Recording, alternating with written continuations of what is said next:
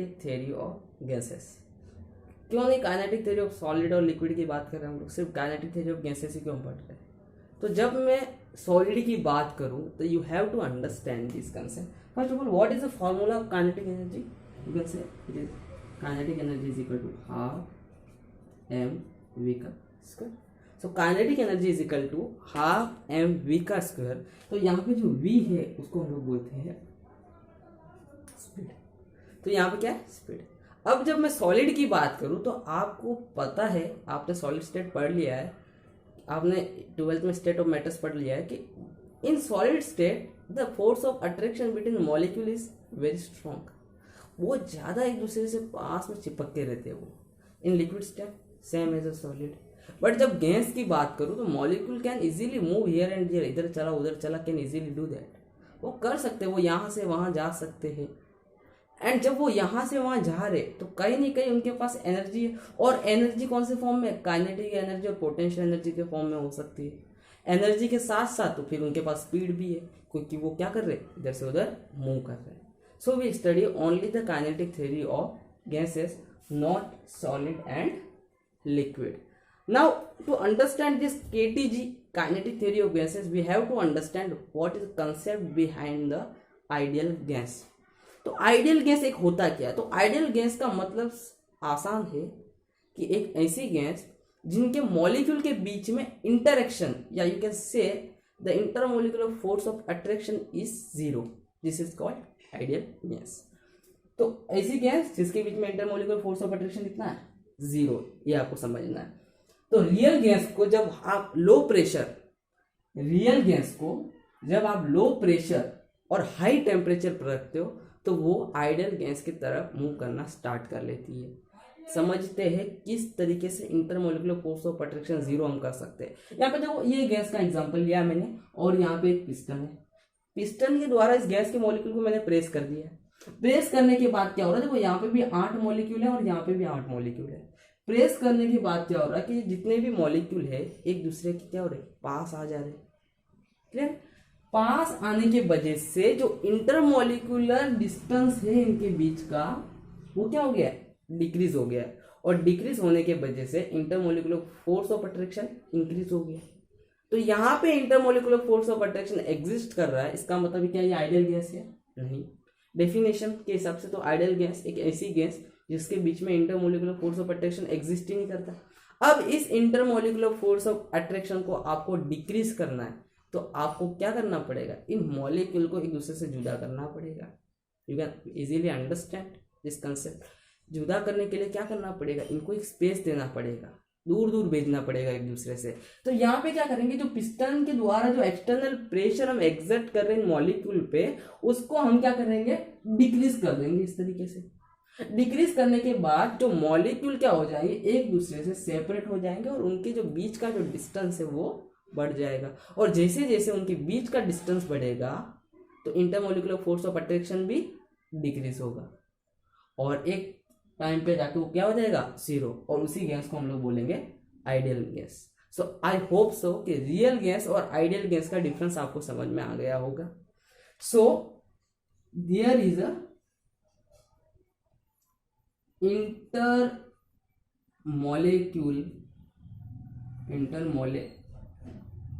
molecules force of attraction exist, you can say, and here intermolecule force of attraction equals to zero, yeah, you can say intermolecular force of attraction is absent। तो pressure को कम करने के बाद, external pressure को कम करने के बाद और टेम्परेचर को बढ़ाने के बाद इंटरमोलिकुलर फोर्स ऑफ अट्रैक्शन हमने किसके बराबर लेके गए? जीरो के बराबर। तो वो कैसे बिहेव करेगी? आइडियल गैस की तरफ। सो आई होप सो कि रियल गैस और आइडियल गैस का डिफरेंस आपको समझ में आ गया होगा। अभी यहाँ पे देखो, understand external pressure and pressure exerted by gas molecule on container wall. अब यहाँ पे एक्सटर्नल प्रेशर क्या है और गैस के द्वारा अप्लाई किया हुआ प्रेशर क्या होता है, तो प्रेशर ऑफ गैस जिसे हम बोलते हैं। तो यहाँ पे देखो एक्सटर्नल प्रेशर जो हम पिस्टन के द्वारा अप्लाई कर रहे हैं, ओके, और जो गैस का प्रेशर होता है वो मॉलिक्यूल के द्वारा अप्लाई किया हुआ प्रेशर किसके ऊपर, कंटेनर की वॉल के ऊपर। जब मॉलिक्यूल वॉल पे ऊपर टकराते हैं तो उसको बोलते हैं कि मॉलिक्यूल का प्रेशर। फॉर एग्जाम्पल बलून ले लो, बलून कब ब्लास्ट होता है, जब अंदर के एयर मॉलिक्यूल वॉल के साथ तेजी से कोलाइड करने लग जाते हैं, उसको बोलते हैं pressure of gas molecule inside the balloon, like this. तो ये हो गया एक्सटर्नल प्रेशर जो पिस्टन के द्वारा अप्लाई हो रहा है, ये हो गया गैस का प्रेशर। तो ये एक्सटर्नल प्रेशर यहाँ पे ज्यादा रखना है, आइडियल गैस के समय में क्या रखना है, कम रखना है। लेकिन अभी गैस का प्रेशर समझते हैं यहाँ पे कि ये दो मॉलिक्यूल्स हैं गैस के, तो इनके बीच में इंटरमॉलिक्यूलर फोर्स ऑफ अट्रैक्शन क्या कर रहा है, एग्जिस्ट कर रहा है। तो जब मॉलिक्यूल समझो इस तरफ मूव कर रहा होगा, समझो ये मॉलिक्यूल इस तरफ जाना चाह रहा, तो ये क्या करेगा, मॉलिक्यूल उसको बुलाएगा, भाई तू इधर कहाँ जा रहा है, क्योंकि उनके बीच में क्या है, एक अट्रैक्टिव फोर्स एग्जिस्ट कर रहा है। तो ये वाला मॉलिक्यूल जितने स्पीड से जाना चाहता है उतने स्पीड से नहीं जाएगा, क्योंकि वो इसके मोहब्बत में लूट है पूरी तरह से, अंडरस्टैंड। तो यहाँ पे क्या हो जाएगा, इसकी जो काइनेटिक एनर्जी है या जितने एनर्जी से वॉल के साथ टकराने वाला था उतने एनर्जी से नहीं टकरा पाएगा, अंडरस्टैंड। अब यहाँ की बात करते हैं, ये मॉलिक्यूल समझो यहाँ पे जाना चाहता है, कंटेनर की वॉल को टकराने के लिए जा रहा है, बलून की वॉल को टकराने के लिए जा रहा है, लेकिन ये मॉलिक्यूल क्या इसको बुला पाएगा, ऑब्वियसली नहीं। ये मॉलिक्यूल क्या इसको अट्रैक्ट कर पाएगा, ऑब्वियसली नहीं, because there is no intermolecular force of attraction, कोई ताल्लुकात ही नहीं है भाई दोनों के बीच में। तो ये मॉलिक्यूल जितनी एनर्जी, पूरी एनर्जी के साथ में कंटेनर के वॉल को क्या होगा, टकराएगा या कोलिजन करेगा। तो यहाँ पे जो मॉलिक्यूल के द्वारा वॉल पे जो प्रेशर लग रहा है वो रियल गैस में कम है as compare to ideal gas में, क्योंकि आइडियल गैस में molecule can easily move here and there. So I hope so कि आप रियल गैस और आइडियल गैस का डिफरेंस समझ में आ गया होगा। हम रियल गैस को ही आइडियल में कन्वर्ट करते हैं, आइडियल नाम की कोई गैस एग्जिस्ट नहीं करती है, एक प्रॉपर सिचुएशन लेनी पड़ती है यहाँ पे। Let's understand why we consider only ideal gas during the study of kinetic theory of gases. तो आइडियल गैस में इंटरमोलिकुलर फोर्स ऑफ अट्रैक्शन ना होने की वजह से बहुत काम इजी हो जाते हैं टू अंडरस्टैंड। आपको एक बात पता होगी, ग्रेविटेशनल फोर्स ऑफ अट्रैक्शन कब एग्जिस्ट करता है, जब दो बॉडी के बीच में अट्रैक्शन होता है तब। तो दो बॉडी के बीच में जब अट्रैक्शन है तो वहां पे पोटेंशियल एनर्जी है। मतलब मैं कहना चाह रहा हूं कि जहां जहां पोटेंशियल एनर्जी होती है वहां पे क्या होता है, attraction. As we know that total energy is equal to kinetic energy plus potential energy. तो जहां जहां अट्रैक्शन है वहां पे पोटेंशियल एनर्जी एग्जिस्ट करती है। अब यहाँ पे हम लोग क्या कर रहे हैं कि आइडियल गैस में जो अट्रैक्शन है उसको जीरो कर दिया, इसका मतलब पोटेंशियल एनर्जी यहाँ पे कितनी हो जाएगी, जीरो, और टोटल एनर्जी किसके बराबर हो जाएगी, काइनेटिक एनर्जी के बराबर। ये इसका सबसे बड़ा फायदा है। ओके, तो थैंक यू, आप यहाँ तक आइडियल गैस और रियल गैस का डिफरेंस समझ गए। तो लेट्स आइडियल गैस का हाई होप सो कंसेप्ट आपका क्लियर होगा। अभी किसी गैस के स्टेट के बारे में बात करें, चलो किसी बंदे की स्टेट के बारे में बात करें तो कैसा होना चाहिए वो बंदा, तो एजुकेटेड होना चाहिए, गुड कम्युनिकेशन स्किल्स होनी चाहिए, तो ये इनफ है। तो ये उसकी स्टेट बता दी किस तरीके का बंदा है। उसी तरह से जब गैस की बात करते हैं तो उसकी कुछ स्टेजेस होती है, उसके कुछ पैरामीटर्स होते हैं, उसको किस तरीके से हम लोग आइडेंटिफाई कर सकते हैं। ओके, तो state of gas depends on 3 macroscopic parameter. Macroscopic parameters मतलब जिसको हम बड़े लेवल पे बात कर रहे हैं उसकी। ओके, तो पहला जो पैरामीटर है वो है प्रेशर। प्रेशर, इस गैस का प्रेशर कितना है, तो उस गैस के बारे में कुछ इंफॉर्मेशन आपको पता चल सकती है। ओके, दूसरा है वॉल्यूम और तीसरा है टेम्परेचर। तो ये गैस से क्या हो गए, गैस को आइडेंटिफाई करने के लिए या गैस की स्टेट पहचानने के लिए कुछ पैरामीटर्स है। ओके, क्या होता है कि जब समझो आपके पास कोई कंटेनर है और उस कंटेनर के अंदर जो गैस एग्जिस्ट कर रहा है उसका प्रेशर P1 है, उसका वॉल्यूम V1 है और उसका टेम्परेचर कितना है, T1 है। तो इसको आप बोल सकते हो कि ये गैस का स्टेट है जिसके पास प्रेशर P1, वॉल्यूम V1 और टेम्परेचर T1 है, स्टेट 1। और इसके ऊपर आप कुछ प्रोसेस कर रहे हो, प्रोसेस। आफ्टर डूइंग प्रोसेस क्या होता है कि जो स्टेट होते हैं या जो पैरामीटर्स होते हैं इनमें क्या होता है, चेंजेस आ जाता है। ये क्या हो गया, स्टेट 2 हो गया, ये स्टेट 1 हो गया।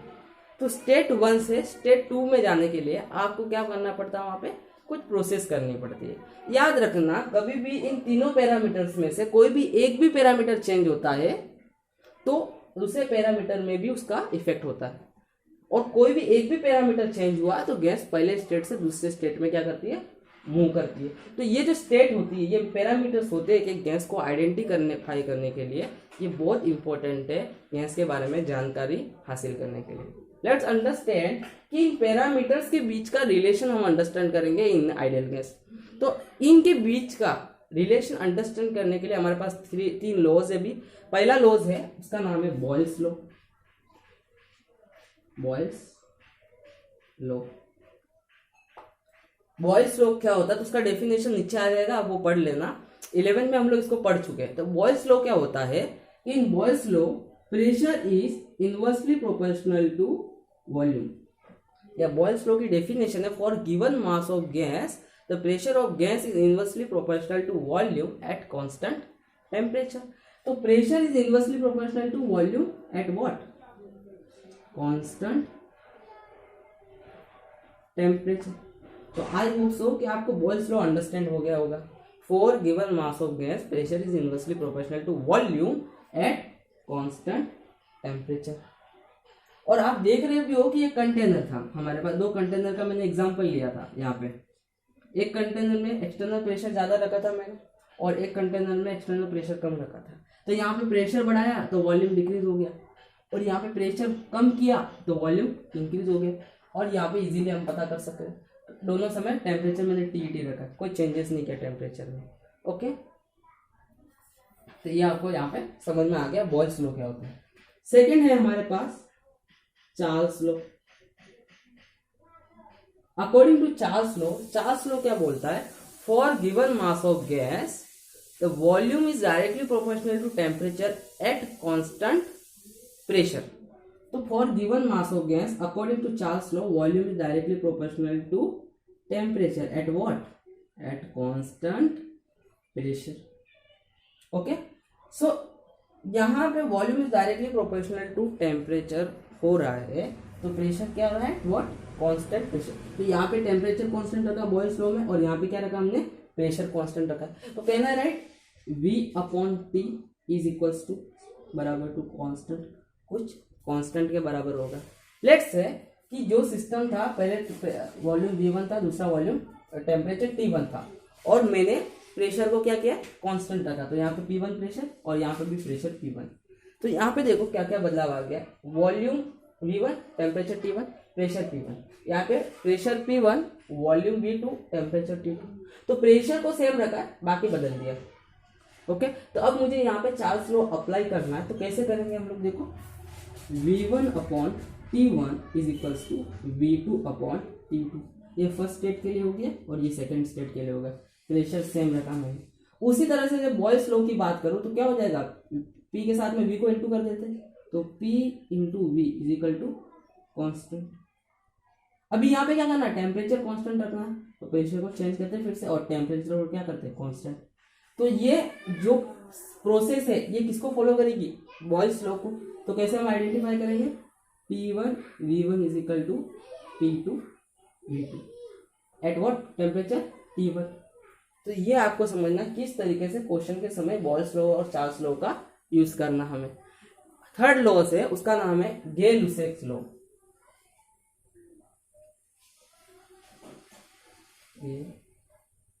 गे-लुसेक्स लॉ, ओके, यहाँ पे भी सी कैपिटल, थोड़ी इज्जत देते हैं इनको हम लोग।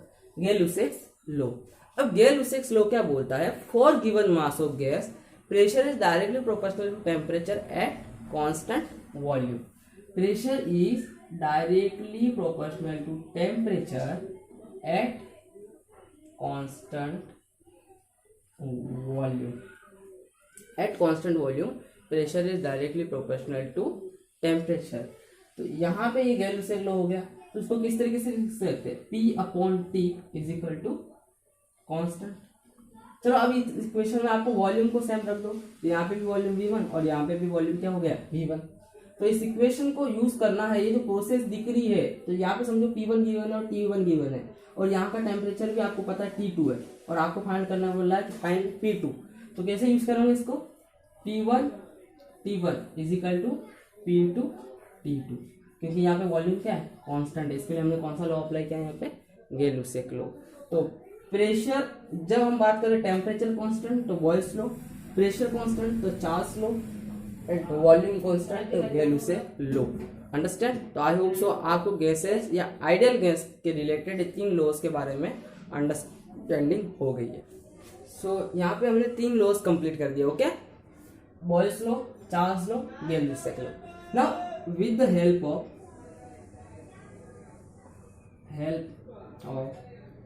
3 laws, we can write, we get PV is directly proportional to temperature। देखो यहाँ पे भी volume is directly proportional to temperature, और यहाँ पे pressure is directly proportional to temperature. So can we say pressure into volume is also directly proportional to temperature. अगर यहाँ पे प्रोपोर्शनलिटी साइन हटाते हैं तो हमें मिलता है PV is equal to KB times T, and if there is n number of molecules present in gas, so we have to multiply with n. This KB is called Boltzmann constant. Okay, now we have to know the concept behind the number of moles. As we know that n is number of moles, which is equals to number of molecules divided by Avogadro number, where Na is a Avogadro number. Avogadro's number. Okay, so n is number of molecules is number of moles is equal to number of molecules divided by Avogadro number. So put the value here. What is value of n? Number of molecules is equal to number of moles times Na, and which is becomes equation become PV is equal to n की value यहाँ पे put करो, n times Na, n times Na KB into T. Now KB is a constant, Avogadro number is also constant.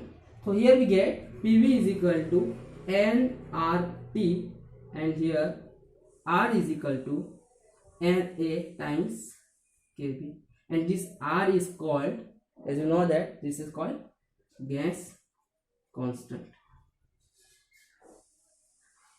So this is called ideal gas equation. This is called ideal gas equation. Yeah, you can say the equation of gas parameters. Yeah, equation between parameters of gas. Pressure is a parameter of gas, volume is a parameter of gas, and temperature is a parameter of gas. तो ये gas के जो parameters थे, microscopic parameters का एक relation है जिसको हम लोग क्या बोलते हैं, आइडियल गैस। और जो भी गैस इस आइडियल गैस को फॉलो करती है या आइडियल गैस इक्वेशन को फॉलो करती है, आप उनको क्या बोलोगे, आइडियल गैस। तो आई होप सो ये इक्वेशन आपको समझ में आ गया होगा। This is the called pressure, volume, number of moles, gas constant and absolute temperature in kelvin,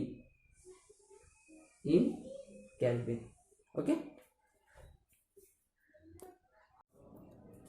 so student, अभी काइनेटिक थ्योरी ऑफ गैसेस का टॉपिक शुरू नहीं हुआ, हम बोल सकते हैं।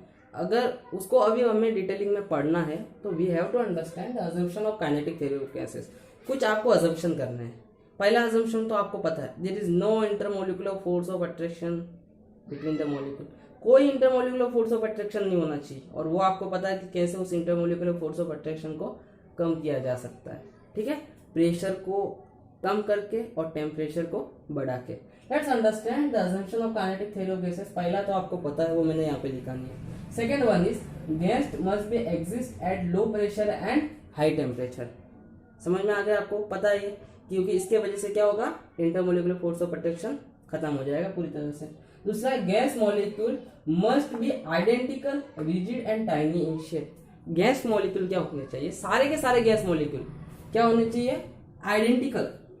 आइडेंटिकल का मतलब नॉर्मल आप समझ सकते हो कि साइज उनकी सेम होनी चाहिए, उनका रेडियस सेम होना चाहिए। Is it clear? And second is rigid. Rigid का मतलब यहाँ पे वो है कि जब एक दूसरे से टकरा रहे तो कंप्रेस नहीं होने चाहिए, it's must be rigid. Okay, now molecule equally like to move in all possible direction with equal energy. बहुत इंपॉर्टेंट पॉइंट है कि मॉलिक्यूल ऑल पॉसिबल डायरेक्शन में मूव कर सकते हैं, और अलग अलग डायरेक्शन में मूव करने के बाद समझो एक्स डायरेक्शन में मूव कर रहा है मॉलिक्यूल, वाई डायरेक्शन में मूव कर रहा है और जेड डायरेक्शन में मूव कर रहा है, तो उसके पास जो एनर्जी है वो तीनों डायरेक्शन में इक्वली बंटनी चाहिए. तीनों डायरेक्शन में उस एनर्जी का डिस्ट्रीब्यूशन क्या होना चाहिए, इक्वली होनी चाहिए. Is it clear? So molecule equally like to move in all possible direction. Molecule तीनों डायरेक्शन में मूव कर सकता है, और जो एनर्जी का डिस्ट्रीब्यूशन है तीनों डायरेक्शन में क्या होना चाहिए, इक्वली होना चाहिए. इसको बोलते हैं हम लोग Maxwell law of equipartition of energy. Is it clear? Now collision must be elastic. यहाँ पे इलास्टिक का मतलब क्या है? इलास्टिक का मतलब यह है कि जब मॉलिक्यूल कंटेनर के साथ में कोलाइड कर रहा है तो उससे काइनेटिक एनर्जी के में कोई लॉस नहीं होना चाहिए. और याद रखना, जब इलास्टिक कोलिजन होता है तो कोएफिशिएंट ऑफ रेस्टिट्यूशन आपने 11th में पढ़ा होगा, वो 1 हो जाता है for elastic collision, and loss in kinetic energy हो जाता है वहाँ पे 0. तो यहाँ पे कोलिजन क्या होना चाहिए, इलास्टिक. तो ये जो अजम्पशन है ये हमें ध्यान में रख के ही केटीजी की स्टडी करनी है, और केटीजी को जब हम पढ़ेंगे तो इनका दिमाग में रखना आपको बहुत जरूरी है.